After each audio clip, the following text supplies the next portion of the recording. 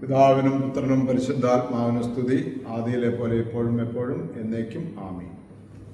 മരണാഥ YouTube ചാനലിലൂടെ ദൈവവചനം കേൾക്കുന്ന എല്ലാ പ്രിയപ്പെട്ടവർക്കും ക്രിസ്തുയേശുവിന്റെ നാമത്തിൽ സ്നേഹവന്ദനം മുന്നമേ അറിയിക്കുന്നു. ഒരിക്കൽ കൂടെ ദൈവം നമ്മൾക്ക് ഭാഗ്യം നൽകിയിരിക്കുകയാണ് ഈ ശുശ്രൂഷ ചെയ്യുവാനായിട്ട്. കഴിഞ്ഞ 3 മാസത്തോളമായി ശുശ്രൂഷ മുടങ്ങി കിടക്കുകയായിരുന്നു. അത് ഒരു വീഴ്ച പറ്റി, കാലിന് പരിക്ക് പറ്റി വിശ്രമത്തിലായിരുന്നുകൊണ്ടാണ് ശുശ്രൂഷ ചെയ്യാൻ ഇരുന്നത്. ദൈവകൃപയാൽ ഇപ്പോൾ എല്ലാം ദൈവം ക്രമീകരിച്ചു തന്നു. ആരോഗ്യത്തോടെ നിങ്ങളുടെ മുമ്പിൽ ഒരിക്കൽ കൂടെ വരുവാൻ ദൈവം നമുക്ക് കൃപ നൽകി. നന്ദിയോടെ ദൈവത്തെ മഹത്വപ്പെടുത്താം. യേശുവിൻ്റെ തിരുരക്തത്താൽ നമ്മളെല്ലാവരെയും കഴുകണമേ എന്ന് നമുക്ക് പ്രാർത്ഥിക്കാം. പരിശുദ്ധാത്മാവായ ദൈവമേ, ഞങ്ങൾ നിറയണമേ എന്ന് പ്രാർത്ഥിക്കുന്നു. യേശുവെ, ഞങ്ങളുടെ തിരുരക്തത്താൽ ഞങ്ങളെല്ലാവരെയും കഴുകണമേ, ഈ ശുശ്രൂഷയെ കഴുകണമേ എന്ന് പ്രാർത്ഥിക്കുന്നു. ശുശ്രൂഷ പരിശുദ്ധാത്മാവിനാൽ നയിക്കപ്പെടുവാൻ കൃപയായിരിക്കണമേ എന്ന് പ്രാർത്ഥിക്കുന്നു. കേൾക്കുന്ന ഓരോ മക്കളും ഇതിൻ്റെ പിന്നിൽ പ്രവർത്തിക്കുന്ന എല്ലാവരും തിരുരക്തത്തിൻ്റെ അഭിഷേകത്തിൽ നിൽക്കണമെന്ന് പ്രാർത്ഥിക്കുന്നു. പരിശുദ്ധാത്മാവിനാൽ നയിക്കപ്പെടണമെന്ന് പ്രാർത്ഥിക്കുന്നു. എല്ലാ നന്മകളും എല്ലാ അനുഗ്രഹങ്ങളും കൃപകളും നിറയ്ക്കണമേ. പിതാവിൻ്റെയും പുത്രൻ്റെയും പരിശുദ്ധാത്മാവിൻ്റെയും നാമത്തിൽ തന്നെ ആമേൻ. പ്രിയമുള്ളവരെ,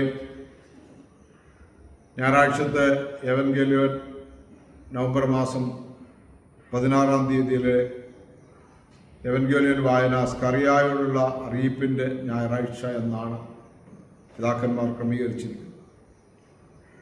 യേശുക്രിസ്തുവിൻ്റെ ജനനത്തോടനുബന്ധിച്ചുള്ള നാളുകളിലെ വായനകളിലൂടെയാണ് നമ്മൾ കടന്നു പോകുന്നത്. സ്കറിയ പുരോഹിതന് ഒരു മകൻ ജനിക്കുമെന്നുള്ള ദൂത് കൊടുക്കുന്ന ഭാഗമാണ്. ആ ഭാഗത്ത് സ്കറിയ പുരോഹിതന് വന്നിട്ടുള്ള അനുഗ്രഹങ്ങളും ഒപ്പം തന്നെ അനുഗ്രഹ സ്വീകരണത്തിന് വേണ്ടതായിട്ടുള്ള കുറവുകളും എല്ലാം അവിടെ വെളിപ്പെടുത്തുന്ന ഒരു ഭാഗമാണ് സ്കറിയായോടുള്ള അറിയിപ്പിൻ്റെ ഞായറാഴ്ച എന്ന് പറയുന്നത്. സന്ധ്യയുടെ വായനയായിട്ട് ക്രമീകരിച്ചിരിക്കുന്നത് ലൂക്കോസിൻ്റെ സുവിശേഷം 1-ാം അധ്യായം 1 മുതൽ 17 വരെയുള്ള തിരുവചനങ്ങളാണ്. അതുപോലെ തന്നെ പ്രഭാതത്തിൻ്റെ വായന അതേ സുവിശേഷം തന്നെ, ലൂക്കോസിൻ്റെ സുവിശേഷം തന്നെ 1-ാം അധ്യായത്തിൽ നിന്ന് 18 മുതൽ 25 വരെ വാക്യങ്ങളാണ്. അപ്പോൾ സന്ധ്യയുടെ വായനയും പ്രഭാതത്തിൻ്റെ വായനയുമായിട്ട് ലൂക്കോസിൻ്റെ സുവിശേഷം 1-ാം അധ്യായം 18 മുതൽ 25 വരെ വചനങ്ങളാണ് നമ്മൾ വായിച്ച് ധ്യാനിക്കുന്നത്. നമ്മൾ പഴയ നിയമ വായനയിലേക്ക് വന്നാൽ 4 വായനകളാണ് ക്രമപ്പെടുത്തിയിരിക്കുന്നത്. 1-ാമത്തെ വായന ഉൽപ്പത്തി പുസ്തകം 17-ാം അധ്യായം 15 മുതൽ 22 വരെ തിരുവചനങ്ങളാണ്. 2-ാമത്തെ വായനയായിട്ട് പഴയ നിയമത്തിൽ സംഖ്യാപുസ്തകത്തിൽ നിന്നാണ് 8-ാം അധ്യായം 13 മുതൽ 20 വരെ തിരുവചനങ്ങളാണ്. 3-ാമത്തെ വായന ശമൂവേലിൻ്റെ 1-ാം പുസ്തകം 1-ാം അധ്യായം 9 മുതൽ 17 വരെ വാക്യങ്ങളാണ്. 4-ാമത്തെ വായന യെശയ്യാപ്രവചനം 41-ാം അധ്യായം 8 മുതൽ 16 വരെ വാക്യങ്ങളാണ്. വീണ്ടും വിശുദ്ധ കുർബാനയുടെ സ്ലീഹ വായനകൾ ക്രമീകരിക്കപ്പെട്ടിരിക്കുന്നത് പൊതുവിലെഴുതിയ ലേഖനം 2 പത്രോസ് 1 മുതൽ 15 വരെ വാക്യങ്ങളാണ്. പൗലോസിലെ റോമർക്ക് എഴുതിയ ലേഖനം 4-ാം അധ്യായം 13 മുതൽ 25 വരെ വാക്യങ്ങളും വിശുദ്ധ കുർബാനയുടെ എവൻഗേലിയോനായിട്ട് ക്രമീകരിക്കപ്പെട്ടിരിക്കുന്ന വിശുദ്ധ ലൂക്കോസിൻ്റെ സുവിശേഷം 11-ാം അധ്യായം 45 മുതൽ 51 വരെ വാക്യങ്ങൾ. ഈ വായനകളൊക്കെയും നിങ്ങൾ വായിച്ച് പഠിക്കേണ്ടതാണ്. നാളെ വിശുദ്ധ കുർബാനയ്ക്ക് നമ്മൾ പോകുന്നതിന് മുമ്പായിട്ട് ഈ വായനകളൊക്കെയും വായിച്ച് പഠിച്ച് മനനം ചെയ്ത് പോകേണ്ടതാണ്. നമുക്ക് അല്പസമയം ഈ വായനകളിൽ നിന്ന് ചിന്തിച്ചു പോകാമെന്ന് ആഗ്രഹിക്കുകയാണ്. ഒരിക്കൽ കൂടെ നമുക്ക് നമ്മളെ തന്നെ പൂർണ്ണമായി സമർപ്പിക്കാം. ഒരു വാക്ക് പ്രാർത്ഥിക്കാം. നിത്യനും വാഴ്ത്തപ്പെട്ടവരുമായ ഞങ്ങളുടെ സ്വർഗ്ഗപിതാവേ, അവിടുത്തെ പുത്രനും ഞങ്ങളുടെ രക്ഷകനും നാഥനുമായ യേശുക്രിസ്തുവിൻ്റെ പരിശുദ്ധ നാമത്തിൽ പ്രാർത്ഥിക്കുന്നു. പ്രത്യേക ശുശ്രൂഷകൾ ഒരിക്കൽ കൂടെ തിരുവമ്പാകെ സമർപ്പിക്കുകയാണ്. പരിശുദ്ധാത്മാവിനാൽ നയിക്കണമേ. പരിശുദ്ധമേ ദൈവമാതാവേ, സർവവിശുദ്ധന്മാരെ, ശുദ്ധിപതികളെ, മോർ ഗീവറീസുകതായ മോർ തോമാസ് ശ്ലീഹായെ ഞങ്ങൾക്ക് വേണ്ടി പ്രാർത്ഥിക്കണമേ. യേശുവിൻ്റെ അതിപരിശുദ്ധ നാമത്തിൽ ശുശ്രൂഷയെ പിതാവെ ഏൽപ്പിച്ചു തരുന്നു. പ്രാർത്ഥന കേട്ടതിനായി സ്തോത്രം, അനുഗ്രഹിച്ച കൃപയ്ക്കായി സ്തോത്രം. യേശുവിൻ നാമത്തിൽ തന്നെ ആമേൻ. വിശുദ്ധ ലൂക്കോസിന്റെ സുവിശേഷം പ്രിയമുള്ളവരെ, 1-ാം അധ്യായം ആരംഭിക്കുന്നത് തന്നെ ശ്രീമാനായ തെയോഫീലോസേ എന്ന് പറഞ്ഞുകൊണ്ടാണ് തുടങ്ങുന്നത്. ആദ്യം മുതൽ വചനത്തിന്റെ ദൃക്സാക്ഷികളും ശുശ്രൂഷകരുമായിരുന്നവർ തങ്ങളെ വരമേൽപ്പിച്ചിട്ടുള്ള പ്രകാരം ഞങ്ങൾക്ക് ബോധ്യം വന്നിരിക്കുന്ന സംഗതികളുടെ വിവരണങ്ങൾ എഴുതാൻ പലരും ആഗ്രഹിച്ചു എന്ന് പറഞ്ഞാണ് ആരംഭിക്കുന്നത്. പലരും കർത്താവിൽ നിന്ന് കേട്ട വചനങ്ങളും വാക്കുകളൊക്കെ എഴുതാൻ ആഗ്രഹിച്ചു. എന്നാൽ പൂർണ്ണമായും സത്യമായും ലൂക്കോസ് എഴുതുന്നു എന്നാണ് ലൂക്കോസ് അഭിപ്രായപ്പെടുന്നത്. അങ്ങനെ എഴുതി വരുമ്പോൾ യഹൂദയിലെ രാജാവായ ഹെറോദോസിന്റെ കാലത്ത് അബിയാഗണത്തിൽ സ്കറിയ എന്ന പേരുള്ള ഒരു ആചാര്യം ഉണ്ടായിരുന്നു എന്ന് പറഞ്ഞ് തുടങ്ങുകയാണ്. സുവിശേഷങ്ങളെല്ലാം യേശുക്രിസ്തുവുമായി ബന്ധപ്പെട്ട് നിൽക്കുന്നതുകൊണ്ട് ആരംഭം കുറിക്കുന്നത് ഹെറോദോസ് എന്ന ഭരണാധികാരിയുടെ കാലത്ത് സംഭവിച്ച കാര്യങ്ങളായിട്ടാണ് രേഖപ്പെടുത്തിയിരിക്കുന്നത്. ആ ഗോത്രത്തിൽ തന്നെ അല്ലെങ്കിൽ അഹ്റോന്റെ പുത്രിമാരിൽ പെട്ടവളായിരുന്നു അവരുടെ ഭാര്യ എലിസബ എന്ന് പറയുന്നുണ്ട്. പ്രിയമുള്ളവരെ, രണ്ടുപേർക്കും പ്രായമായിട്ടും കുഞ്ഞുങ്ങളില്ലാതിരുന്നതിൻ്റെ സങ്കടത്തിലാണ് രണ്ടുപേരും മുന്നോട്ട് പോയിക്കൊണ്ടിരുന്നത്. അവരെ ഭയങ്കരമായ മനോവ്യസനം അവരെ ബാധിച്ചിരുന്നുവെന്ന് ബൈബിൾ പറയുകയാണ്. സ്കറിയ പുരോഹിതന് ശുശ്രൂഷയുടെ മുറയനുസരിച്ച് ദേവാലയത്തിൽ ക്രമപ്രകാരമുള്ള ശുശ്രൂഷ ചെയ്തു വരുന്ന സമയത്ത് ജനക്കൂട്ടങ്ങളെല്ലാം പുറത്ത് പ്രാർത്ഥിച്ചുകൊണ്ടിരിക്കുമ്പോൾ, ദേവാലയത്തിനകത്ത് പ്രാർത്ഥിച്ചിരിക്കുമ്പോൾ, പ്രധാന സ്ഥലത്ത് പുരോഹിതൻ ധൂപം വെക്കുമ്പോൾ ധൂപപീഠത്തിന്റെ വലത്ത് ഭാഗത്ത് ദൈവദൂതൻ പ്രത്യക്ഷപ്പെട്ടു. സ്കറിയ പുരോഹിതൻ ദൈവദൂതനെ കണ്ട് ഭയപ്പെട്ടു എന്നാണ് ബൈബിൾ പറയുന്നത്.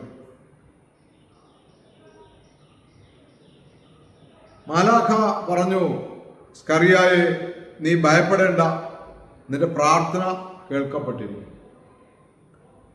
പ്രിയമുള്ളവരെ, നമ്മളൊക്കെ ധാരാളം പ്രാർത്ഥിക്കുന്നവരാണ്. ഇന്നുവരെയും നമുക്കൊന്നും പ്രാർത്ഥന കേട്ടു എന്നുള്ളതിൻ്റെ ഒരു അടയാളമായിട്ട് സ്വർഗത്തിൽ നിന്നൊരു അറിയിപ്പ് നമുക്ക് ലഭിച്ചിട്ടില്ല. മറിച്ച് നമ്മൾ പ്രാർത്ഥിക്കുന്ന ചില പ്രാർത്ഥനകളൊക്കെ നമ്മുടെ ജീവിത സാഹചര്യങ്ങൾ അനുകൂലമായി എന്ന് നമുക്ക് തോന്നുകയാണ്. നമ്മളെ വെച്ച ആവശ്യങ്ങളുടെ മേൽ വന്നു എന്നുള്ളതാണ്. ഇവിടെ പുരോഹിതന് അറിയിപ്പും കൂടി കൊടുക്കുകയാണ്. അതിന് പ്രത്യേക കാരണങ്ങളുണ്ട്. ആ മകൻ എങ്ങനെയാണ് വളരേണ്ടിയിരിക്കുന്നതെന്ന് പുരോഹിതന് അറിയിപ്പ് കൊടുക്കാനാണ് ദൂതൻ വരുന്നത്. നിന്റെ ഭാര്യയായ എലിസബ നിനക്കായ ഒരു പുത്രനെ പ്രസവിക്കും, നീ അവനെ യോഹന്നാൻ എന്ന് പേര് വിളിക്കണമെന്ന പേര് വരെ ദൈവത്തിൽ നിന്ന് കൊടുക്കുകയാണ്. നമ്മളൊക്കെ നമ്മുടെ മക്കൾക്കൊക്കെ പേരിടുമ്പോൾ വേദപുസ്തകം പരിശോധിക്കാറുണ്ടോ എന്നും കൂടി പരിശോധിച്ച് നോക്കണം. അതെയോ യൂട്യൂബൊക്കെയാണോ തപ്പുന്നത്, അല്ലെങ്കിൽ പരിചയക്കാരോട് പറയുകയാണോ, അല്ലെങ്കിൽ നേരത്തെ തന്നെ സ്വന്തമായിട്ടൊരു പേരൊക്കെ കണ്ടുവച്ചിരിക്കുകയാണോ? എന്തായാലും ദൈവത്തിൽ നിന്നുള്ള പേരാണ് ആ മകനെ ഇടേണ്ടതെന്ന് അവിടെ വെളിപ്പെടുത്തി കൊടുക്കുക. അതുപോലെ പ്രിയമുള്ളവര്,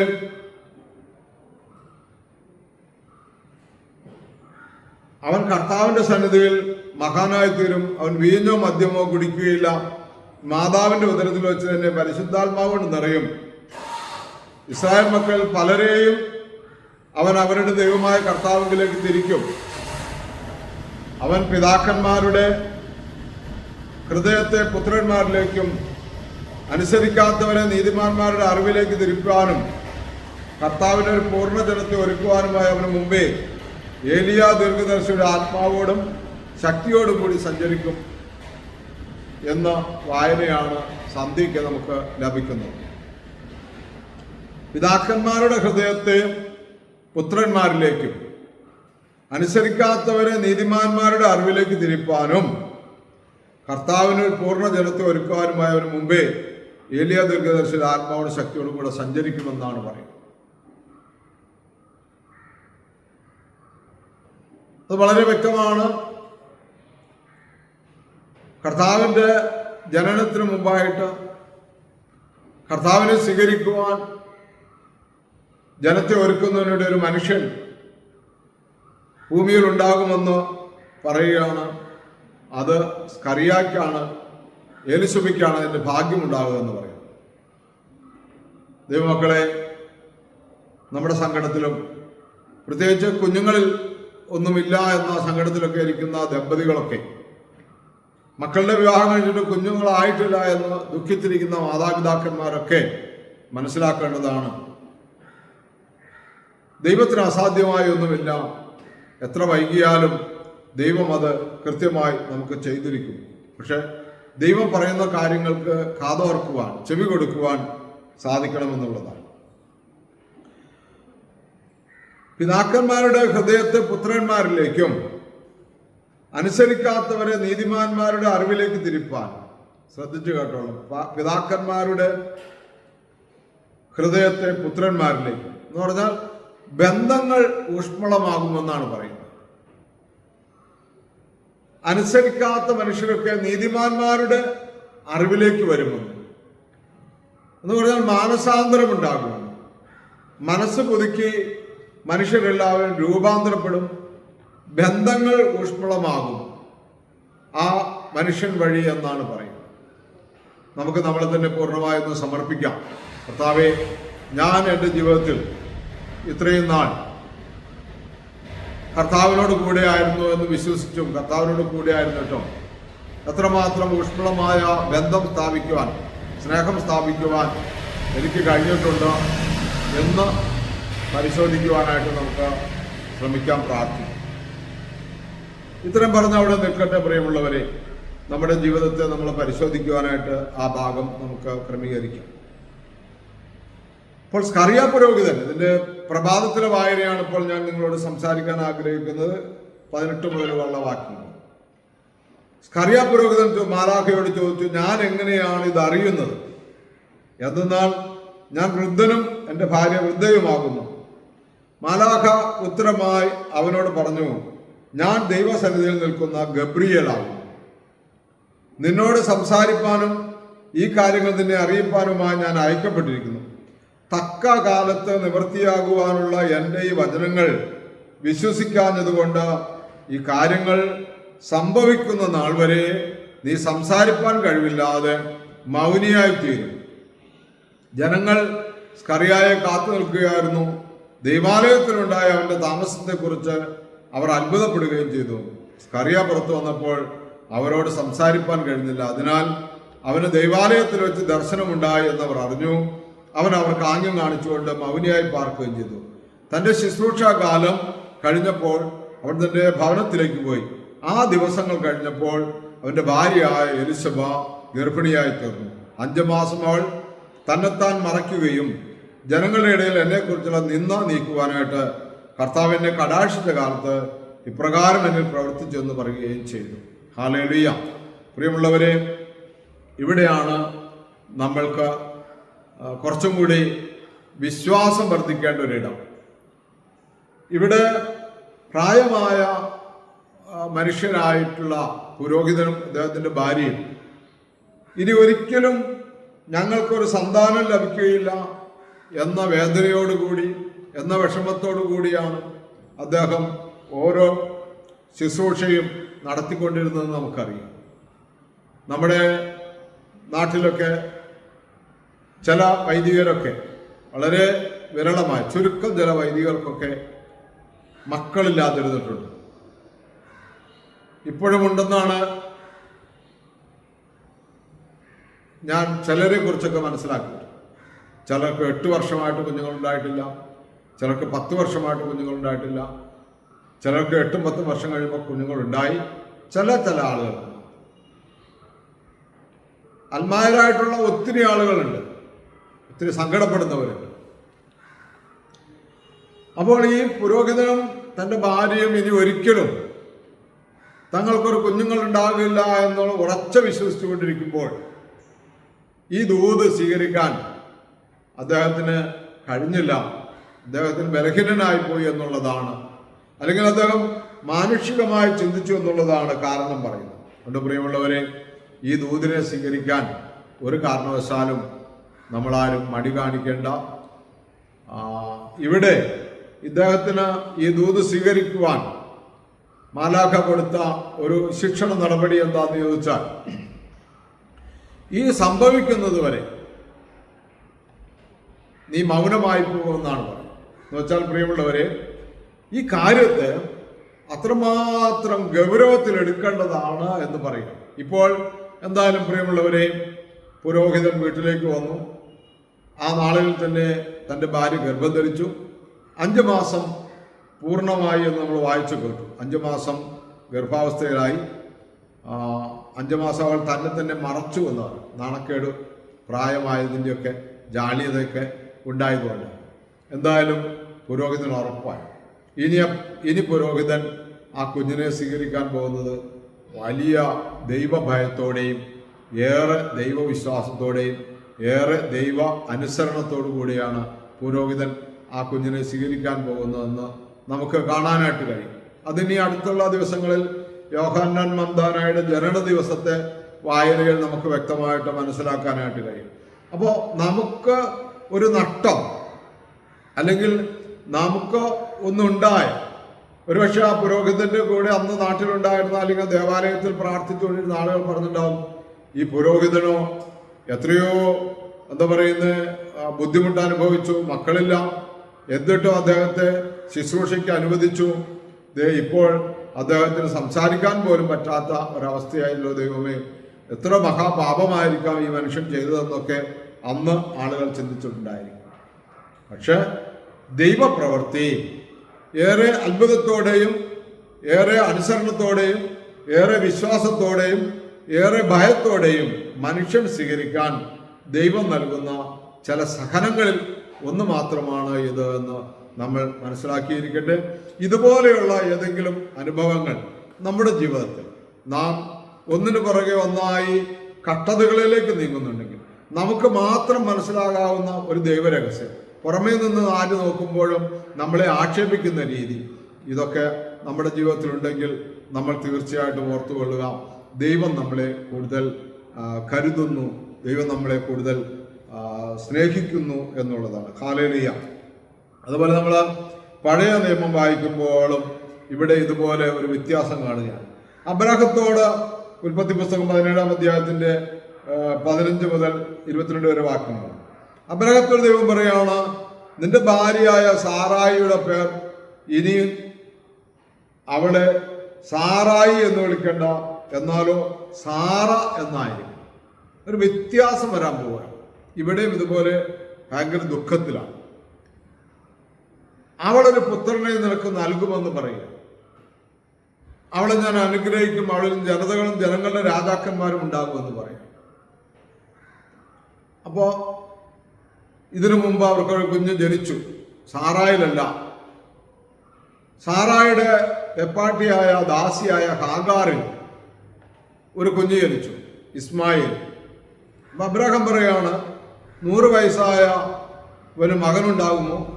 90 വയസ്സായ സാറ ഗർഭം ധരിക്കുമോ? അബ്രാഹാം പറഞ്ഞു, ഇസ്മായിൽ തിരുമുമ്പാകെ ജീവിച്ചിരുന്നാൽ മതിയായിരുന്നു, ഇനി ഇങ്ങനെയുള്ള കാര്യങ്ങളിലേക്കൊന്നും പോകണ്ട, ഞാൻ തൃപ്തനാണ്, എനിക്ക് മക്കളില്ല എന്ന സങ്കടങ്ങളൊന്നുമില്ല, ഞാൻ തൃപ്തനാണ്, എനിക്ക് എൻ്റെ കൺമുമ്പിൽ ഇസ്മായിൽ ജീവിച്ചിരുന്നു. ഏതൊരപ്പൻ്റെയും ആഗ്രഹമാണ് തങ്ങളുടെ കൺമുമ്പിൽ മക്കളെല്ലാം ജീവിച്ചിരിക്കണമെന്ന് കാണുന്നത്. മക്കൾ ഈ സമയത്ത് മക്കൾ മരിച്ചു പോയിട്ടുള്ള മാതാപിതാക്കന്മാർ എന്നെ കേൾക്കുന്നുണ്ടെങ്കിൽ അവരുടെ ദുഃഖങ്ങളെല്ലാം യേശു ക്രിസ്തുവിൽ സമർപ്പിക്കുക. യേശു ക്രിസ്തുവിൽ സമർപ്പിക്കുക. സന്തോഷം ദൈവം തരുമെന്ന് ഇവിടെ ഉറപ്പാണ്. അബ്രാഹാം ഇങ്ങനെ തൻ്റെ ഭാര്യയിൽ നിന്നൊരു കുഞ്ഞുണ്ടായില്ല, തൻ്റെ ദാസിയിൽ നിന്നൊരു കുഞ്ഞുണ്ടായി, അതിൽ ഞാൻ തൃപ്തിപ്പെട്ടോളാം എന്ന് പറയുമ്പോൾ ഓർത്തുകൊള്ള പ്രിയമുള്ളവർ, പ്രത്യേകിച്ച് ദത്തെടുത്ത മക്കള് ഉള്ളവര്, ആ മക്കളൊന്നും വേണ്ടവണ്ണം ശ്രദ്ധിക്കാതെ പോയിട്ടുള്ള മാതാപിതാക്കന്മാര്, ഞങ്ങളുടെ ശരീരത്തിൽ ഒരു കുഞ്ഞുണ്ടായിരുന്നുവെങ്കിൽ, ഞങ്ങളുടെ ശരീരത്തിൽ നിന്നൊരു കുഞ്ഞിനെ ഞങ്ങൾക്ക് ലഭിച്ചിരുന്നുവെങ്കിൽ എന്നൊക്കെ വേദനിക്കുന്നവരൊക്കെ ഉണ്ടെങ്കിൽ ശ്രദ്ധിക്കുക പ്രിയമുള്ളവരെ. അബ്രാഹത്തെ പോലെ അങ്ങനെ വേദനിച്ച് സംസാരിക്കുന്നുണ്ടെങ്കിൽ അബ്രാഹത്തോട് ദൈവം കൊടുക്കുന്ന മറുപടിയാണ്, കണ്ടാലും ഞാൻ ഇസ്മായിലിനെ വലിയൊരു ജനതയാക്കും, നിന്നെ ഞാൻ അനുഗ്രഹിക്കും, നിന്റെ കടിപ്രദേശത്ത് തന്നെ ഒരു മകൻ നിനക്ക് ജനിക്കുമെന്ന് പറയുക. പ്രിയമുള്ളവരെ, ഈ വായനകളെല്ലാം പ്രത്യേകിച്ച് കുഞ്ഞുങ്ങളില്ലാത്ത ദമ്പതിമാര് ഇതെല്ലാം എടുത്ത് വായിച്ച് ധ്യാനിക്കേണ്ടിയിരിക്കും. മക്കളില്ലാതെ മക്കളുണ്ടായവരെ വേദപുസ്തകത്തിൽ ബൈബിൾ കാണുന്ന എല്ലാ ദമ്പതികളെയും മനസ്സിലാക്കി പഠിച്ച് അവരെങ്ങനെയൊക്കെയാണ് പ്രാർത്ഥിച്ചിരുന്നതൊക്കെ ഓർക്കുക. അതുപോലെ രണ്ടാമത്തെ വായനയും അങ്ങനെ തന്നെയാണ്. പഴയ നിയമത്തിലെ സംഖ്യാപുസ്തകത്തിൽ നിന്നാണ്.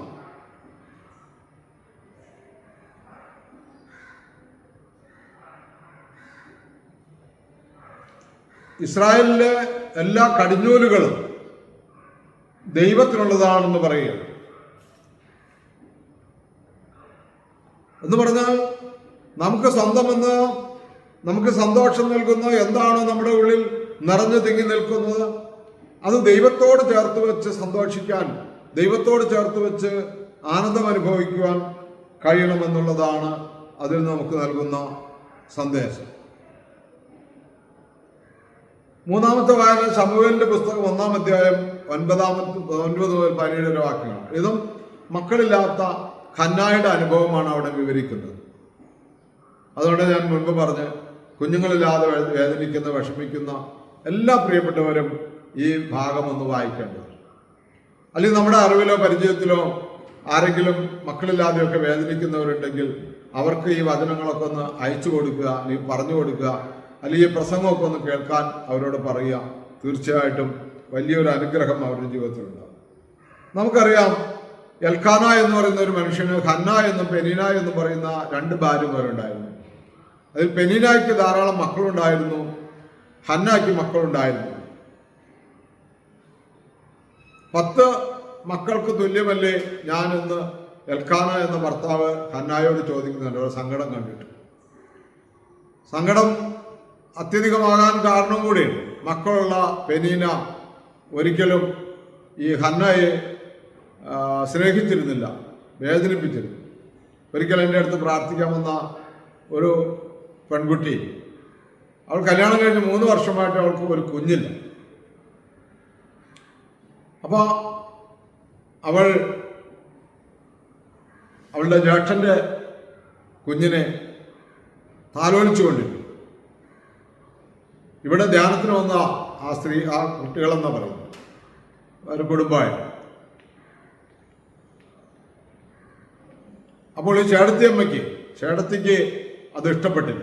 എന്തൊക്കെയോ അന്ധവിശ്വാസങ്ങളുണ്ടല്ലോ. അവളുടെ മടിയിൽ നിന്ന് ആ കുഞ്ഞിനെ പിടിച്ചു പറിച്ചു കൊണ്ടുപോകണ പോലെ കൊണ്ടുപോയി.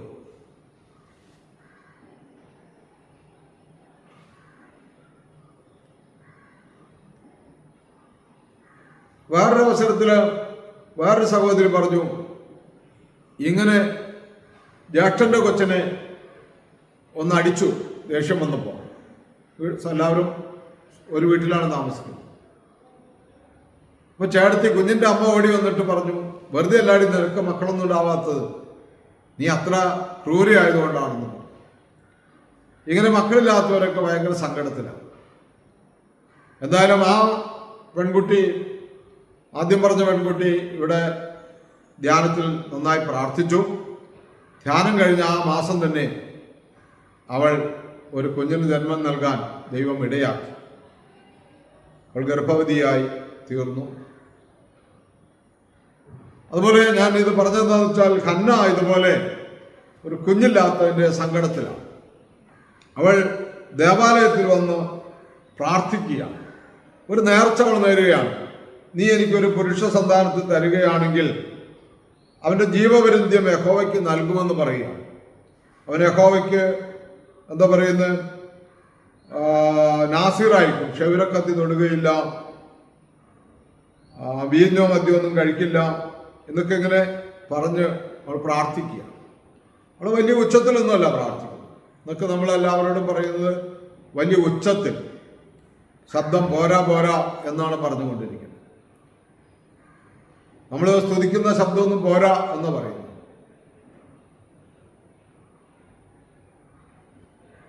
അത്രമാത്രം ആ പറയുന്ന തരത്തിലേക്ക് ഉയരാൻ മനുഷ്യന് കഴിയുമോ എന്ന് ചിന്തിക്കാൻ പറയുന്നവർ ശ്രദ്ധിക്കുന്നതല്ല.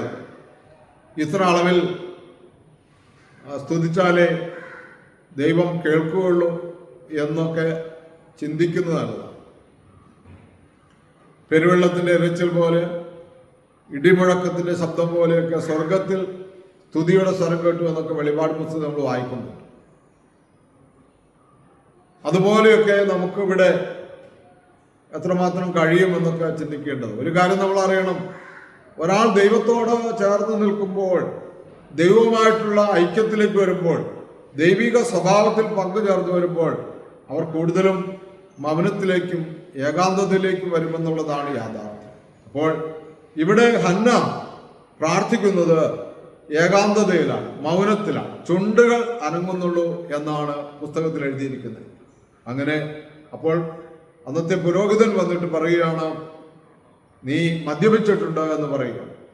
അല്ല, അവൾ സങ്കടം പറയുകയാണ്, ഞാൻ മദ്യപിച്ചിട്ടല്ല, എൻ്റെ ദുഃഖത്തിൻ്റെയും ഖേദത്തിൻ്റെയും ആധിക്യം കൊണ്ട് ഞാൻ മൗനമായി പോകുന്നതാണെന്ന് പറയുകയാണ്. അപ്പോൾ ഏലി പറഞ്ഞു, സമാധാനമായിരിക്കുക, നീ ധൈര്യമായി പോയിക്കൊള്ളുക, നിനക്കൊരു കുഞ്ഞു ജനിക്കുമെന്ന് പറയുക. പ്രിയമുള്ളവരെ, ഏലി പുരോഹിതൻ അങ്ങനെ അവളെ സമാധാനത്തോടെ പറഞ്ഞു വിടുകയാണ്. അവന് ആ കുഞ്ഞ് ആണ് ശമൂവേൽ. അതുകൊണ്ട് സങ്കടപ്പെടുന്ന പ്രിയപ്പെട്ടവരെ, ഒരു കുഞ്ഞിന് വേണ്ടി ഒത്തിരി മക്കളോടുകൂടി ആഡംബരങ്ങളോടുകൂടിയൊക്കെ, മക്കൾ വലിയ സമ്പത്താന്നൊക്കെ പറഞ്ഞ് ആഡംബരത്തോടു കൂടിയൊക്കെ ജീവിക്കുന്നവരെ ഓർക്കുക. മക്കളില്ലാത്ത പാവപ്പെട്ടവരെ കാണുമ്പോൾ ഒന്നും ആയില്ലേ, എത്ര കാലമായി, ഇങ്ങനെയൊന്നും ചോദിച്ച് കളിയാക്കാനൊന്നും ഇടയാകരുത്.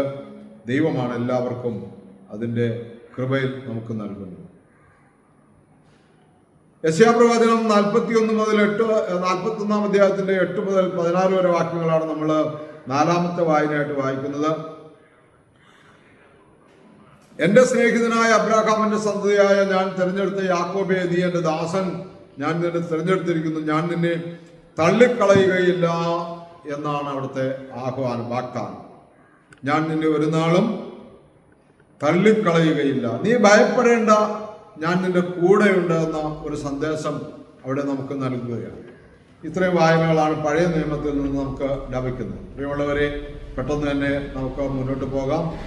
വീണ്ടും സ്കറിയായുള്ള അറിയിപ്പിന്റെ ഞായറാഴ്ചയിൽ വിശുദ്ധ കുർബാനയുടെ ലേഖനങ്ങൾ വായിക്കുമ്പോൾ പത്രോസ്ലീഹ പൊതുവിലെഴുതിയ 2ാമത്തെ ലേഖനത്തിൽ നമ്മൾ വായിക്കുന്നത് 1-ാം അധ്യായം 1 മുതൽ 15 വരെ വാക്യങ്ങളാണ്. അവിടെ ഇങ്ങനെ കർത്താവ് പറയുന്നു, പത്രോസ്ലീഹ പറയുന്നു, സ്വമഹത്വത്താലും സുഹൃത്തത്താലും നമ്മെ വിളിച്ചവനായ അവനെക്കുറിച്ചുള്ള പരിജ്ഞാനം വഴിയായിട്ടാണ് അവൻ മൂലം തന്നെ വലുതായ വാഗ്ദത്തങ്ങളും ബഹുമാന്യതകളും അവൻ നിങ്ങൾക്കും നൽകിയിരിക്കുന്നു. അതുമൂലം നിങ്ങൾ ലൗകിക മോഹത്തിൽ നിന്നുള്ള നാശത്തിൽ നിന്ന് ഓടി മാറിക്കൊണ്ട് ദൈവിക സ്വഭാവത്തിന് ഭാഗഭാക്കുകളായിരിക്കാൻ വേണ്ടിയാണ്. ഒത്തിരി അനുഗ്രഹങ്ങൾ, ഒത്തിരി പരിജ്ഞാനം, ഒത്തിരി കൃപകൾ ദൈവം നമുക്ക് നൽകിയിരിക്കുന്നുവെന്ന് പത്രോസ്ലീഹ പറയുകയാണ്. അത് സ്വന്തം മഹത്വത്താലും സുഹൃതത്താലും നമ്മെ വിളിച്ചവനായ യേശുവിനെ കുറിച്ചുള്ള പരിജ്ഞാനം വഴിയായിട്ടാണ്. നമുക്കതുകൊണ്ട് വലുതായ ഈ പരിജ്ഞാനം നമ്മൾ സ്വീകരിക്കുകയാണെങ്കിൽ, ആ മഹത്വം നമ്മൾ സ്വീകരിക്കുകയാണെങ്കിൽ, ആ ക്രിസ്തു യേശുവിൻ്റെ സുഹൃതം നമ്മൾ സ്വീകരിക്കുകയാണെങ്കിൽ വലുതായ വാഗ്ദത്തങ്ങളും ബഹുമാന്യതകളും നമുക്ക് നൽകിയിരിക്കുന്നു എന്ന് പത്രോസ്ലീഹ പറയുകയാണ്. അതുകൊണ്ട് പ്രിയമുള്ളവരെ, ഞാൻ 6-ാമത്തെ വാക്യം പറയുകയാണ്, അതുകൊണ്ട് ജ്ഞാനത്തോട് നിങ്ങൾ വിവിധ യജ്ഞങ്ങൾ ചെയ്തുകൊണ്ട്, സൽപ്രവർത്തികൾ ചെയ്തുകൊണ്ട്, വിശ്വാസത്തോട് സുഹൃതവും, സുഹൃതത്തോട് ജ്ഞാനവും, ജ്ഞാനത്തോട് ധൈര്യവും, ധൈര്യത്തോട് ക്ഷമയും, ക്ഷമയോട് ദൈവഭക്തിയും, ദൈവഭക്തിയോട് സഹോദര സ്നേഹവും, സഹോദര സ്നേഹത്തോട് ദൈവിക സ്നേഹവും കലർത്തിക്കൊള്ളുക.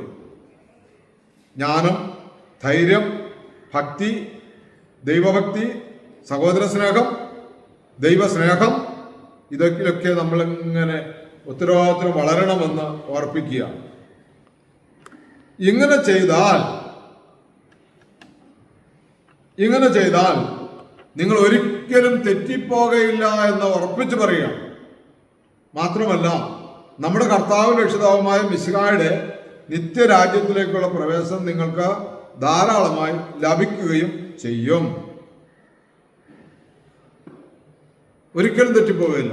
എന്തു ചെയ്താൽ? ജ്ഞാനത്തോട് ധൈര്യവും, ധൈര്യത്തോട് ക്ഷമയും, ക്ഷമയോട് ദൈവഭക്തിയും, ദൈവഭക്തിയോട് സഹോദര സ്നേഹവും, സഹോദര സ്നേഹത്തോട് ദൈവിക സ്നേഹവും കലർത്തി വളർത്തിക്കൊണ്ടുവന്നാൽ ഒരിക്കലും പരാജയപ്പെടുകയില്ല. നിത്യജീവന്റെ അവകാശത്തിലേക്ക് നമ്മൾ കയറുകയും ചെയ്യുമെന്ന് പത്രോസ് പറയുന്നു. അതുകൊണ്ട് നിങ്ങളുടെ സൽപ്രവൃത്തികൾ മൂലം നിങ്ങളുടെ വിളിയും തിരഞ്ഞെടുപ്പും ദൃഢമാക്കുവാൻ പ്രത്യേകം ഉത്സാഹിക്കുവിൻ. നിങ്ങളുടെ വിളിയും തിരഞ്ഞെടുപ്പും ദൃഢമാക്കുവാൻ പ്രത്യേകം ഉത്സാഹിക്കുവിൻ എന്ന് പറയുകയാണ്. Hallelujah, hallelujah. അതുകൊണ്ട് പ്രിയമുള്ളവരെ, നമുക്ക് ദൈവത്തോട് നന്ദിയുള്ളവരായിരിക്കാം, ദൈവത്തോട് പ്രാർത്ഥിക്കാം. കർത്താവേ, ഞങ്ങളെ നീ വളർത്തണമേ, നിന്റെ പരിശുദ്ധാത്മാവിനെ ഞങ്ങൾ നിറയ്ക്കണമേ. ജ്ഞാനത്തോട് ധൈര്യവും, ദൈവഭക്തിയും, സഹോദര സ്നേഹവും, ദൈവസ്നേഹവും ഞങ്ങൾക്ക് നൽകി അനുഗ്രഹിക്കണമേ. ഞങ്ങൾ അന്യരും പ്രദേശികളുമായി തീരാതെ നിന്റെ ദിവ്യ സ്വഭാവത്തിൻ്റെ ഓഹരക്കാരായി തീരുവാൻ ഞങ്ങളെ സഹായിക്കണമേ എന്ന് പ്രാർത്ഥിക്കുന്നു. ഹല്ലേലൂയ. വീണ്ടും പൗലോസ് റോമർക്ക് എഴുതിയ ലേഖനം 4-ാം അധ്യായം 13 മുതൽ 25 വരെ വാക്യങ്ങളാണ് നമ്മൾ വായിക്കുന്നത്. അത് പഴയ നിയമത്തിൽ നിന്നുള്ള ഭാഗമെടുത്ത് പൗലോസ് ശ്ലീഹ യേശുക്രിസ്തുവിൽ വിശ്വസിക്കുന്നവർക്ക് ധൈര്യം കൊടുക്കുന്ന വചനങ്ങളാണ്.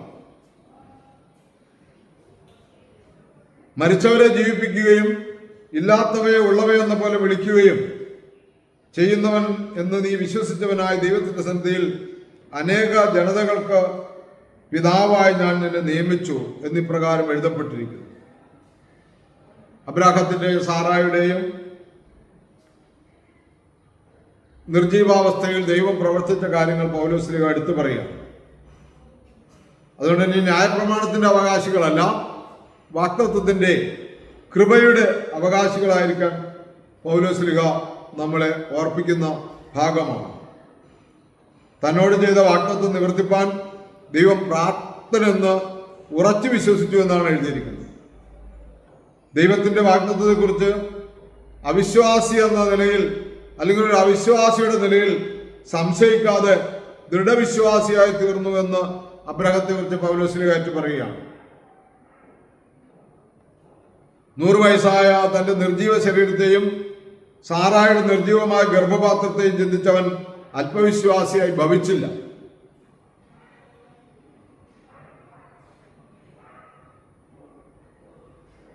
അതുകൊണ്ട് പ്രിയമുള്ളവരെ, നമ്മുടെ കർത്താവായ യേശുമിശിഹായെ മരിച്ചവരുടെ ഇടയിൽ നിന്ന് ഉയർപ്പിച്ചവനിൽ വിശ്വസിച്ചവനായ നാമും ഇതുപോലെ ഈ വിശ്വാസ വീരന്മാരെ പോലെ ഗണിക്കപ്പെടേണ്ടിയിരിക്കുന്നു. അതുകൊണ്ട് തന്നെ നമ്മെക്കുറിച്ച് കൂടിയാണ് ഇത് എഴുതപ്പെട്ടിരിക്കുന്നതെന്ന് പറഞ്ഞുകൊണ്ട് പൗലോസ് ശ്ലീഹ ആ ഭാഗവും അവസാനിപ്പിക്കുക. ഇനിയാണ് നമ്മൾ പ്രിയമുള്ളവരെ ഏവൻഗേലിയോനിലേക്ക് കടക്കുന്നത്. അപ്പൊ എന്തിനാണ് നമ്മൾ ഇത്രയും കേട്ടതും ഇത്രയും വായിച്ചതും എന്തിനെന്ന് ചോദിച്ചാൽ, പ്രിയപ്പെട്ടവരെ, നമ്മളും ഈ വിശ്വാസ വീരന്മാരുടെ പോലെ ദൈവത്തിന്റെ വാഗ്ദാനങ്ങൾ ഈ ഭൂമിയിൽ വെച്ച് തന്നെ പ്രാപിച്ച് വിശുദ്ധരായി തീർന്ന് സ്വർഗത്തിന്റെ അവകാശത്തിലേക്ക് എത്തപ്പെടുവാൻ വേണ്ടിയാണെന്നുള്ള തിരിച്ചറിവാണ് നമുക്ക് വേണ്ടത്. ഇനി ഇവിടെ കുർബാനയ്ക്കുള്ള വായനയിലും ലൂക്കോസിന്റെ സുവിശേഷം 11-ാം അധ്യായത്തിന്റെ 45 മുതൽ 51 വരെ വാക്യങ്ങൾ. അവിടെ പറയുന്നത് ഒരു സ്കറിയായുടെ കാര്യമാണ് പറയുന്നതെങ്കിലും പഴയ നിയമം നമ്മൾ ധ്യാനിക്കുമ്പോൾ അല്ലെങ്കിൽ പഴയ നിയമത്തിലേക്ക് പോകുമ്പോൾ ഇവിടെ പറയുന്ന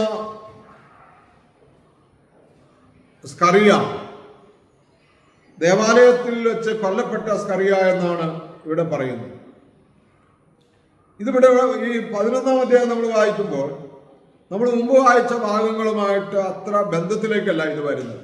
ഇത് വേറൊരു രീതിയിലേക്കാണ് ആ കാര്യങ്ങൾ മാറ്റുന്നത്. ഇവിടെ ഇത്രയും വലിയ വിശ്വാസവീരന്മാരായ ആളുകളൊക്കെ യഹൂദ മതത്തിൽ ഉണ്ടായിട്ട് യഹൂദ ഇസ്രായേൽ ജനത്തിൻ്റെ ഇടയിൽ ഉണ്ടായിരുന്നു കേട്ടോ. അവരാ വാഗ്ദത്തം പ്രാപിച്ച മനുഷ്യരെയൊക്കെ തങ്ങളുടെ പിതാക്കന്മാരാണ്, തങ്ങളുടെ പൂർവികരാണെന്നെല്ലാം പറഞ്ഞു വന്നിരുന്നു കേട്ടോ. അവരുടെ വിശ്വാസത്തിലേക്കോ അവരനുകരിച്ച ദൈവഭക്തിയിലേക്കോ ഇന്ന് യേശു പ്രസംഗിക്കുമ്പോഴുള്ള ആ നാളിലെ നേതാക്കന്മാരാരും എത്തിച്ചേർന്നില്ല എന്നുള്ളത് കൊണ്ട് അവരെ കുറ്റപ്പെടുത്തുകയാണ്. ഇങ്ങനെയാണ് നമ്മൾ അവിടെ ആരംഭിക്കുന്നത്. അനന്തരം സപ്രയന്മാർ ഒരുവൻ അവനോട്, ഗുരു, നീ ഇങ്ങനെ പറഞ്ഞുകൊണ്ട് ഞങ്ങളെ കൂടി അപമാനിക്കുന്നുവോ എന്ന് ചോദിച്ചു. അവൻ പറഞ്ഞു, സപ്രയന്മാരെ, നിങ്ങൾക്ക് ആ കഷ്ടം എന്തെന്നാൽ ഭാരമേറിയ ചുമടുകൾ നിങ്ങൾ മനുഷ്യരെ കൊണ്ട് ചുമപ്പിക്കുന്നു, നിങ്ങളോ നിങ്ങളുടെ ഒരു വിരൽ കൊണ്ട് പോലും ആ ചുമടുകളെ തൊടുന്നില്ല. ഇവിടെ ആത്മീയ നേതൃത്വത്തിൽ ഇരിക്കുന്നവരെ ശ്രദ്ധിക്കേണ്ട കാര്യങ്ങളാണ്.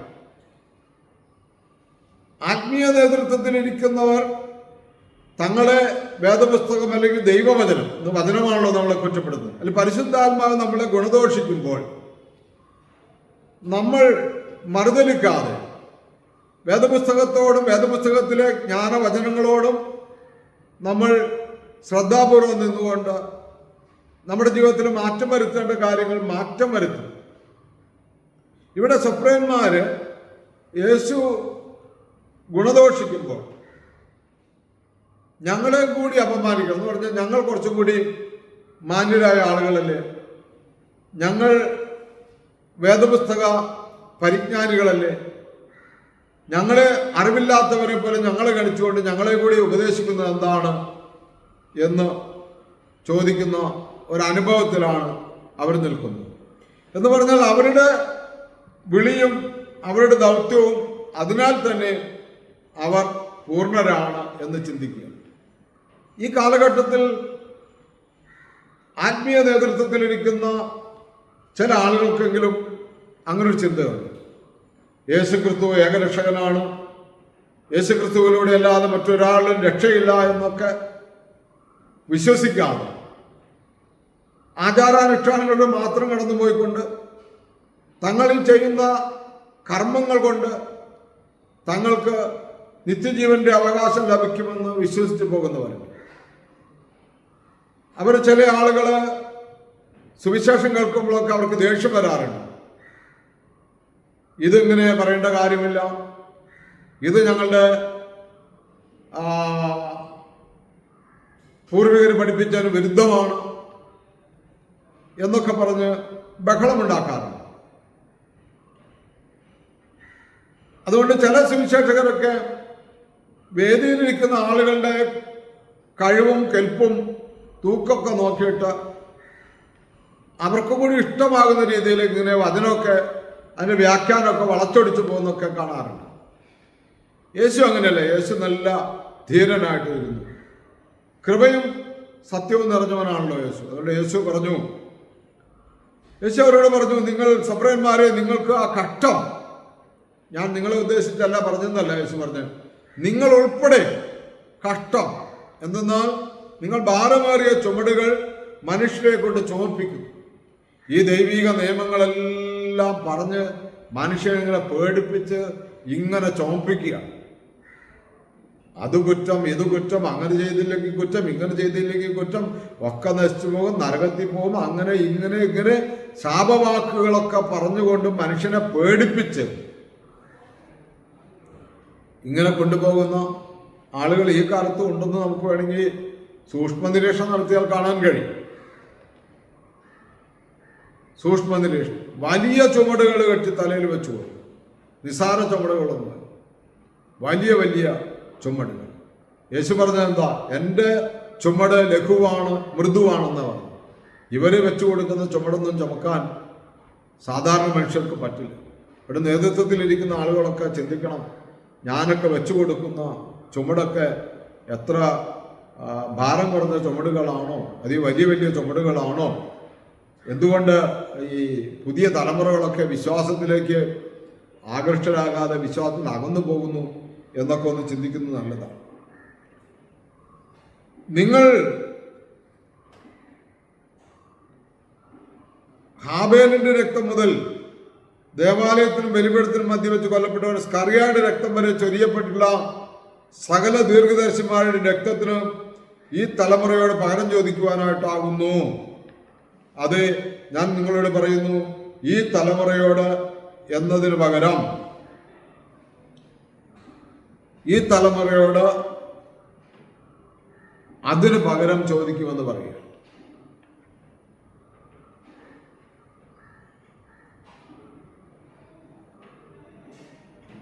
പ്രിയമുള്ളവരെ, ഈ ഭാഗം നമ്മൾ ഒരുപക്ഷെ നാളെ എവൻഗേലിയോനിൽ വായിച്ചു കേൾക്കാൻ സാധിക്കില്ല. കാരണം പിതാക്കന്മാരവിടെ ക്രമീകരിച്ചു വച്ചിട്ടുണ്ട്. പ്രഭാതത്തിൻ്റെ എവൻഗേലിയോൻ വേണമെങ്കിൽ വിശുദ്ധ കുർബാനയ്ക്ക് വായിക്കാം. ഈ എവൻഗേലിയോന്റെ ഭാഗം പ്രഭാതത്തിലേക്കും വായിക്കാം. സാധാരണ നമ്മുടെ പള്ളികളിൽ സന്ധ്യയുടെ വായനകളും പ്രഭാതത്തിൻ്റെ വായനകളും നടത്താറില്ല. അപ്പോൾ അതും കൂടി ജനം മനസ്സിലാക്കിയിരുന്നോട്ടെ എന്ന് വിചാരിച്ചിട്ടാണ് ബലഹീനായ ഞാൻ ഈ വായനകളെല്ലാം എടുത്തത്. അപ്പോൾ വായന നാളെ നിങ്ങൾ ഇത് കേൾക്കുമ്പോൾ ഇതല്ലോ വായിച്ചെന്ന് നിങ്ങൾ തെറ്റിദ്ധരിക്കേണ്ട. ഈ 3 വായനകളും ചേർന്നതാണ് സുവിശേഷം അല്ലെങ്കിൽ നാളത്തെ ധ്യാനം എന്ന് പറയുന്നത്. ഹല്ലേലൂയ. അതുകൊണ്ട് പ്രിയമുള്ളവരെ, ദീർഘദർശിമാരെയും പ്രവാചകന്മാരെയൊക്കെ കൊന്ന് അവരുടെ വാക്കുകളൊന്നും അനുസരിക്കാതെ യേശു തൻ്റെ പരസ്യ ജീവിതകാലത്ത് പ്രസംഗിക്കുമ്പോൾ യേശുവിനെ കുറ്റപ്പെടുത്തുവാനും യേശുവിൻ്റെ മുമ്പിൽ വലിയവനാകാനും ആളാകാനൊക്കെ വരുന്ന ആളുകളെ എല്ലാവരെയും യേശു പറയാണ്, എല്ലാവർക്കും മാറ്റം ആവശ്യമാണ്. എല്ലാവർക്കും മാറ്റം ആവശ്യമാണ്. എല്ലാവരും മനസ്സ് പുതുക്കി രൂപാന്തരപ്പെടണമെന്ന് പറയും. എന്ന് പറഞ്ഞാൽ യേശുക്രിസ്തുവിൻ്റെ സ്വഭാവത്തോട് അനുരൂപപ്പെടണം. അപ്പോൾ ഹാബേലിന്റെ രക്തം മുതൽ എന്ന് പറഞ്ഞാൽ നമ്മൾ ചുരുക്കത്തിൽ പറഞ്ഞാൽ ഇങ്ങനെ ധ്യാനിക്കാം. നന്മ എന്താണെന്ന് അറിഞ്ഞിട്ടും അത് ചെയ്യാതിരിക്കുകയും നന്മ ചെയ്യുന്നവരെ തിന്മയായി ചിത്രീകരിച്ച് മോശമാക്കുകയും ചെയ്യുന്ന ഒരാണ്. മാർത്തോമ സഭയിലെ ഒരച്ഛൻ്റെ പ്രസംഗം ഞാൻ നിങ്ങളെ കേട്ടു. അച്ഛൻ്റെ പ്രസംഗ വിഷയം ഇതാണ്: സത്യാനന്തരകാലം. ഒരു അസത്യത്തെ സത്യമാക്കാൻ പെട്ടെന്ന് മനുഷ്യന് സാധിക്കുന്നു. ആ സത്യം വർഷങ്ങൾ മനുഷ്യൻ ചുമന്നുകൊണ്ട് നടക്കുന്നു. ആ അസത്യത്തെ സത്യമാക്കി തോന്നുകൊണ്ട് നടക്കുന്നു. അതിൻ്റെ ഇരകളായ മനുഷ്യരെല്ലാം ദുഃഖിച്ചും വേദനിച്ചും തലമുറകൾ സങ്കടത്തിലായിരിക്കുമ്പോൾ ഒരു ദിവസം പറയുന്നു, അങ്ങനൊരു സംഭവം ഉണ്ടായിരുന്നില്ല എന്ന്. അപ്പൊ ഇവിടെ സത്യാനന്തര കാലം എന്ന അച്ഛൻ പ്രസംഗിക്കുമ്പോൾ ഈ വചനവുമായിട്ട് ബന്ധപ്പെട്ടാൽ ഈ സ്വപ്രന്മാരും പരീശന്മാരും ശാസ്ത്രിമാരെല്ലാം ഈ സത്യത്തെ തളച്ചിട്ടിട്ട് അസത്യത്തെ സത്യമാക്കി അവരുടെ ഇഷ്ടങ്ങളും അവരുടെ തോന്നലുകളെല്ലാം ദൈവജനത്തിൻ്റെ മേൽ അടിച്ചേൽപ്പിച്ച് ഹാബേലിനെ കായൻ കൊന്നത് ആ നാൾ മുതൽ ദേവാലയത്തിനും മധ്യത്തിൽ വെച്ച് കൊല്ലപ്പെട്ട സക്രിയയുടെ രക്തം വരെയുള്ളതിന് കണക്ക് ഈ തലമുറയോട് ചോദിക്കുമെന്ന് പറയുമ്പോൾ, പ്രിയമുള്ളവരെ, ഇവിടെ നമ്മൾ ആദ്യം വായിച്ചു കണ്ട ഭാഗം എന്താണ്? സന്ധ്യയുടെ വായന. അവൻ വന്ന സ്കറിയ പുരോഹിതനോട് മാലാഖ പറയുന്നു, നിനക്കൊരു മകൻ ജനിക്കും. അവൻ വന്നു കഴിഞ്ഞാൽ മക്കളെ പിതാക്കന്മാരുടെ ഹൃദയങ്ങളിലേക്കും അനുസരണമില്ലാത്തവരെ നീതിമാന്മാരുടെ അനുസരണത്തിലേക്കും തിരിക്കും. ഇവിടെ ഇന്ന് എന്നെ കേൾക്കുന്ന ദൈവമക്കൾക്ക് ഈ അനുഭവം ഉണ്ടാകും. നാളത്തെ വിശുദ്ധ കുർബാനയുടെ അനുഭവത്തിൻ്റെ പൂർണ്ണതയോടുകൂടി ആ കുർബാന കഴിഞ്ഞ് നമ്മൾ ചൊല്ലില്ലേ, എൻ്റെ കടങ്ങൾ അശേഷം നിൻ കൃപയാൽ യസ്മൂകായുധനാൽ മായ്ച്ചൻ പാപങ്ങളെയും കടങ്ങളെല്ലാം പുണ്യമാക്കണം, അതെല്ലാം മാറ്റിക്കളയണം. അതുകൊണ്ട് ഇവിടെ സ്നാപയോഹന്നാനെ പ്രായം ചെന്ന എലിസബ ഗർഭം ധരിക്കാൻ ദൈവകൃപയാൽ ഇടയാകുമ്പോൾ വലിയൊരു ദൗത്യമാണ് അദ്ദേഹത്തിന് ദൈവം നൽകുന്നത്. അനുസരണമില്ലാത്തവരെ നീതിമാന്മാരുടെ അനുസരണത്തിലേക്കും പിന്നെ മാതാപിതാക്കന്മാരും മക്കളും തമ്മിലുള്ള ബന്ധങ്ങളിലേക്ക് ഊഷ്മളതയിലേക്കും സ്വീകരിക്കുകയാണ്. അപ്പോൾ സുഹൃതത്തെ ജ്ഞാനത്തെ ധൈര്യം കൊണ്ടും ധൈര്യത്തെ സുഹൃതം കൊണ്ടും ഭക്തി കൊണ്ടും ഒക്കെ നമ്മളിങ്ങനെ അലങ്കരിച്ച് നമ്മുടെ പിതാവായ ദൈവത്തിൻ്റെ ആ സ്വഭാവത്തിൽ ആ പിതാവിനോടെല്ലാം ചോദിച്ച് ഭൂമിയിൽ മനുഷ്യനായി ജനിച്ച് എല്ലാ കാര്യങ്ങളും നിവർത്തിച്ച് ഞാൻ ചെയ്തതുപോലെ നിങ്ങളും ചെയ്യുവിൻ എന്ന് നമുക്ക് കാണിച്ചു തന്ന ആ യേശുക്രിസ്തു ആകുന്ന ഏകരക്ഷകൻ, ലോകരക്ഷകൻ, മറ്റാരിലും രക്ഷയില്ല. നാം രക്ഷിക്കപ്പെടുവാൻ ആകാശത്തിൻ്റെ കീഴെ വേറൊരു നാമം നൽകപ്പെട്ടിട്ടില്ല യേശുവിൻ്റെ നാമമല്ലാതെ. ആ നാമം യോഹന്നാൻ പറഞ്ഞതുപോലെ, സ്നാപയോഹന്നാൻ പറഞ്ഞതുപോലെ, ദാ പോകുന്നു ലോകത്തിൻ്റെ പാപം നീക്കുന്ന ദൈവത്തിൻ്റെ കുഞ്ഞാട്. ആ ദൈവത്തിൻ്റെ കുഞ്ഞാടിൽ ആശ്രയം വെക്കുവാൻ നമുക്കെല്ലാവർക്കും കഴിയട്ടെ. ഈ ധ്യാനം നമുക്ക് ഒത്തിരി ആത്മീയ വളർച്ചയ്ക്ക് പ്രയോജനമാകട്ടെ. നമ്മൾ മുഖാന്തരം നമ്മുടെ ഇടവക, നമ്മുടെ ഭവനം, നമ്മുടെ ചുറ്റുപാട് എല്ലാം വിശുദ്ധീകരിക്കപ്പെടുവാൻ ഇടയാകട്ടെ. ആരോടും ഒരു മറുതലിച്ച് ദേഷ്യത്തിനോ വൈരാഗ്യത്തിനോ വിദ്വേഷത്തിനോ പോകാതെ ഏറ്റവും ക്ഷമയോടെ, ഏറ്റവും സ്നേഹത്തോടെ പത്രോസ്ലീഹയുടെ ലേഖനത്തിൽ വായിച്ചതുപോലെ ആ ഭക്താഭ്യാസങ്ങൾ കൊണ്ട് നമുക്ക് ആ പൂർണ്ണതയിലേക്ക് കൈവരിക്കാൻ ഈ ധ്യാനം സഹായിക്കട്ടെ. തുടർന്ന് പ്രിയമുള്ളവരെ, ദൈവത്തിൽ ആശ്രയം വെച്ച് പ്രാർത്ഥിച്ച് ചിന്തിച്ചിരിക്കുന്നു. തുടർന്നുള്ള ദിവസങ്ങളിൽ വചനങ്ങൾ സ്ഥിരമായി നേരത്തെ കേട്ടതുപോലെ കേൾക്കാൻ സാധിക്കുമെന്ന് പ്രത്യാശിച്ച് പ്രാർത്ഥിച്ചു പോരുന്നു. തുടർന്നുള്ള ശുശ്രൂഷകളെല്ലാം നിങ്ങൾ പ്രാർത്ഥിക്കണം. ഇവിടെ നടക്കുന്ന ധ്യാനത്തിൽ നിങ്ങൾ വന്ന് പങ്കുചേരണം. ഈ നവംബർ മാസം അവസാനമാകുമ്പോഴത്തേക്കും ദമ്പതികൾക്ക് വേണ്ടിയൊരു വൺ ഡേ ധ്യാനം ഇവിടെ ക്രമീകരിക്കുന്നുണ്ട്. ഡിസംബർ മാസത്തിൽ കുട്ടികൾക്ക് വേണ്ടി ഒരു ധ്യാനം വെക്കുന്നുണ്ട്. നിങ്ങളുടെ പ്രാർത്ഥനയിൽ ഓർക്കണം. ഡേറ്റുകളൊക്കെ കൃത്യമായിട്ട് നിങ്ങളെ അടുത്ത യോഗങ്ങളിലൊക്കെ അറിയിക്കും. എല്ലാവരും വന്ന് പങ്കെടുക്കണം. നമുക്കൊരു വാക്ക് പ്രാർത്ഥിച്ച് അവസാനിപ്പിക്കാം. നിത്യനും വാഴ്ത്തപ്പെട്ടവനുമായ ഞങ്ങളുടെ സ്വർഗീയ പിതാവേ, നല്ല സമയത്തിനായി നന്ദിയോടെ സ്തുതിക്കുന്നു, സ്തോത്രം. ഞങ്ങൾ കേട്ട തിരുവചനത്തിൻ്റെ വെളിച്ചത്തിൽ കർത്താവേ, ഞങ്ങൾക്ക് നല്ലൊരു ഭാഗ്യ ജീവിതമുണ്ടാകുക, ഞങ്ങൾക്കൊരു നല്ല ഭാഗ്യ മരണമുണ്ടാകുക. ക്രിസ്തുവിൻ്റെ നാമത്തിൽ, യേശു ക്രിസ്തുവിൻ്റെ തിരുരക്തത്തിൻ്റെ സംരക്ഷണത്തിൽ ജീവിച്ച് മരിച്ച് നിത്യഭാഗ്യം തേടുവാൻ ഞങ്ങളെ സഹായിക്കണമേ. പരിശുദ്ധ അമ്മേ, ദൈവമാതാവേ, വിശുദ്ധ ഗബ്രിയേൽ സഹോദരനായ വിശുദ്ധ തോമാസ് ശ്ലീഹായെ, സകല വിശുദ്ധന്മാരെ, ശുദ്ധിമതികളെ ഞങ്ങൾക്ക് വേണ്ടി പ്രാർത്ഥിക്കണമേ. യേശുവിൻ്റെ പരിശുദ്ധ നാമത്തിൽ സമസ്ത കാര്യങ്ങൾ സമർപ്പിച്ച് പ്രാർത്ഥിക്കുന്നു. സ്വർഗീയ പിതാവേ, കൃപയുടെ കേട്ടു തരുന്നവരാകണമേ. ആമേൻ, ആമേൻ.